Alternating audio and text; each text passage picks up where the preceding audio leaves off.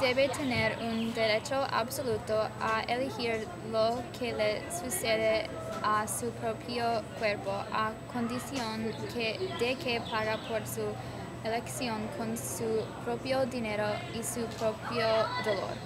La vida humana tiene un valor mucho mayor que cualquier otra cosa.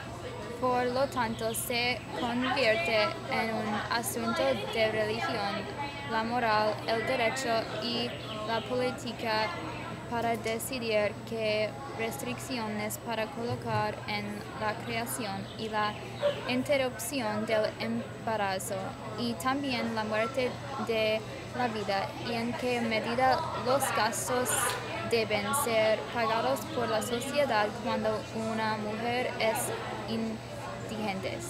En la toma de estas decisiones, la cuestión no es si una mujer tiene derecho a elegir lo que le sucede a su propio cuerpo. Ella definitivamente tiene ese derecho, pero no tiene el derecho de matar a su bebé por nacer.